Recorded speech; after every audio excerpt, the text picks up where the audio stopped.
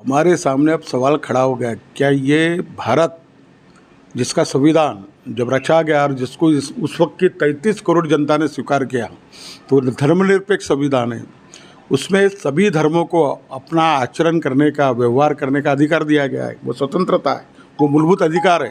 तो स्वाभाविक तौर पर कि अगर ये अधिकार है तो चलते आ रहा, ये मुल्क चलते आ रहा, धर्मनिरपेक्ष के आधार पर सब धर्मों के लोग मिलजुल के चलते आ रहे। मगर चूंकि 2014 में जो बीजेपी की सरकार आई, उसके बाद हम देख रहे कि बड़े तेज़ी से हिंदू बहुसंख्यक है, 80% है, तो उनका पोलराइजेशन करने के लिए ये धार्मिक आस्थाओं को ठेस पहुंचाने का धंधा किया जा रहा है। टारगेट मुसलमान को बनाया जा रहा है। अब तो सिखों को भी बनाते हुए दिख रहा है। हमारे यहाँ धार्मिक स्वतंत्रता के कारण कुर्बान रखना, पगड़ी पहनना, ये सिखों को अधिकार दिए गए। उसी तरह हिजाब पहनना, ये हमारे यहाँ चलते आ रहा परंपरागत।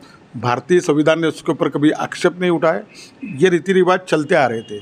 मगर चूँकि ये अगर सर को ढकना, ये एक तहजीब का भी भाग है, आस्था का भाग है।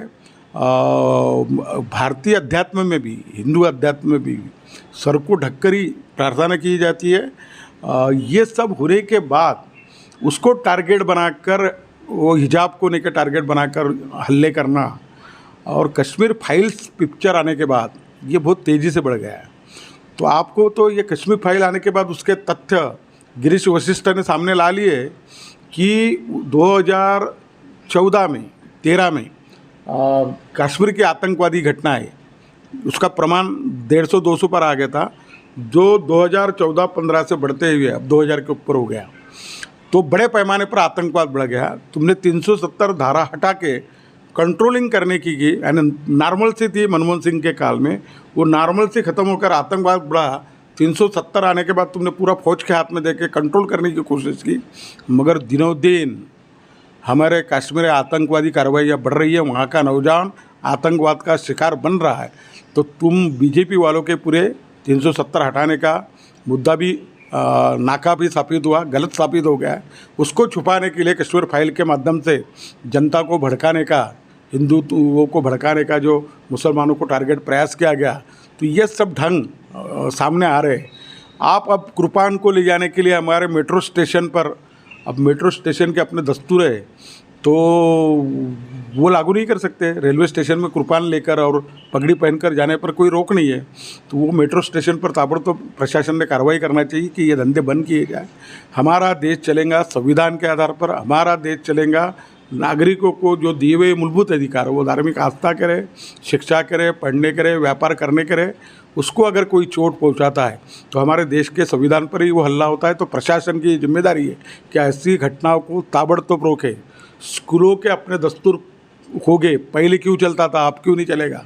तो एकदम अपने नियम बदलने की कोशिश स्कूलें, संस्थाएं हिंदुत्ववादियों के दबाव में आकर ये ना करे, और प्रशासन अगर मुस्तैद नहीं हो तो फिर जनता उठ के खड़ी होगी, तो अराजकता की ओर भारत जाएगा, ऐसा मुझे खतरा लग रहा है। अगर से हम कुछ दिनों पहले पे गौर करें तो ऐसा लगता था कि सिर्फ मुस्लिम टारगेट पे है, लेकिन अभी सिख भी कम्युनिटी टारगेट पे आ रही है धीरे धीरे। तो क्या लगता है, मान लीजिए अगर से मुस्लिम इस देश में है ही नहीं, तो क्या मंजर नज़र आता है आपको देश में? नहीं, फिर मुसलमान है ही नहीं इस देश में, तो कैसे? नहीं, तो भारत क्या है?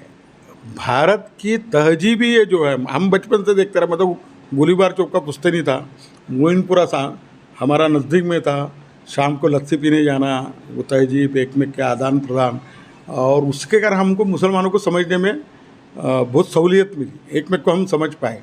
मगर ने क्या, हमारे भारत की बहुसंख्य हिंदू लोग जो है ये मुसलमानों से कोसों दूर है, कभी उनका है नहीं। तो उनको प्रति गैर समझ फैलाकर हिंदुओं में उनको दुश्मन के रूप में खड़ा करना बहुत आसान हो गया, और इसलिए मैं देख रहा हूँ कि ये बड़े पैमाने पर चल रहा है। मुझे ऐसा लगता है कि हमको अब भारतीय संविधान के तहत धर्मनिरपेक्षता का प्रचार प्रसार करने के लिए, हमारे यहाँ एक ज़माने में होली रहे, दिवाली का त्यौहार रहे, तो उस वक्त के बुजुर्ग लोग ये प्रयास करते थे कि मिलजुल के लेके उसको मनाया जाए। तो धर्मनिरपेक्षता की संस्कृति को हम कैसे बढ़ावा देंगे? इस देश के धर्मनिरपेक्ष विचारधारा वाले लोग, राजकीय पार्टी, सामाजिक संगठन, ये मिला जुला संस्कार हमको करना पड़ेगा, क्योंकि मुसलमानों के धर्म के रिवाज और हिंदुओं के रिवाज ये बड़े उल्टे हैं। और उसके कारण गलतफहमियाँ पहनाने में बहुत, मगर जब जाके हम समझते हैं तो मैं कल हम गए थे, एक लड़की को बेचारी कोरोना के कारण उसका पति मर गया तो उसको सिलाई की मशीन बांटने हम गए थे, तो वो रामटेक मंदिर भी गए, तो मैं उसको बताया कि भाई अपने खाना खाए, तो कुछ तीखा भी था, तो बाद में केला खाया, तो मैं उनको समझाया कि मैं मुस्लिम लोगों के यहाँ जब खाना खाता हूँ बिरयानी मटन, तो बाद में नहीं, क्या पहले तो हाथ धोने का उनका एक कल्चर है, पूछा नहीं जाता, जंतु नहीं, और दूसरा खाना खाने के बाद केले खाते हैं वो, और बाद में चाय भी पीते हो, तो उनको तेल जो रहता गले में वो निकल जाता है। तो ये जो तहजीब हमको एक में से हम सीख करने के इस देश का विकास हुआ है, तो हर धर्म में एक अपनी अपनी आस्था है, जो एक अच्छी बात है, जो अच्छा है लेना चाहिए, और लेते ही ये समाज चला। बिना मुसलमान के भारत की कल्पना ही नहीं की जा सकती।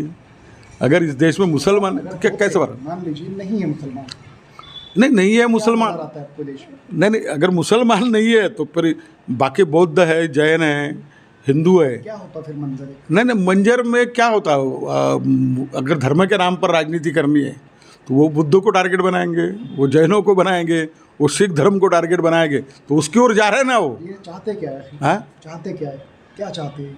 नहीं, इनका आपको मैं बताता हूँ, गुरु गोवलकर 1938 में जब बंच ऑफ थॉट के माध्यम से ने क्या बताते हैं, तो उनका लक्ष्य हिंदू राष्ट्र करना, नफरत पर आधारित जो हिटलर ने तहजीब डाली कि जू के खिलाफ में नफरत पैदा कर कर सत्ता को हासिल किया जा सकता है, दुनिया पर लेकर राज करने का प्रयास किया जा सकता है, इसी का संस्कार आरएसएस ने लिया, और उसी के आधार पर भाजपा का जो जन्म है और उनके हाथ में अब सत्ता है, तो वो लगातार अपनी सरकार को 100 साल अगर चलाना चाहते हैं तो उनको अंकुश में रखना है, मुसलमानों को अंकुश में रखना है, क्रिश्चियनों को अंकुश में रखना है, कम्युनिस्टों को दबा के रखना है, नहीं तो धर्मनिरपेक्षता की तहजीब खुल जाएगी। तो दबाने के लिए सब प्रयास चल रहे हैं, और मुझे ऐसा लगता है कि हम भारतीय संविधान को, उसके लोकतांत्रिक मूल्यों को, धर्मनिरपेक्षता को, उसका समाजवाद भी एक लक्ष्य था, वो आम जनता तक हम नहीं ले जा पाए। ये तमाम धर्मनिरपेक्ष राजनीतिक पार्टियों की, उनके कार्यकर्ताओं की कमजोरी है, इसको हमको अब कबूल करना पड़ेगा, और फिर जनता को बेसिक शिक्षा की ओर, संविधान की शिक्षा की ओर ले जाना पड़ेगा। उसके बिना हम अब भारत को बचा नहीं पाएंगे।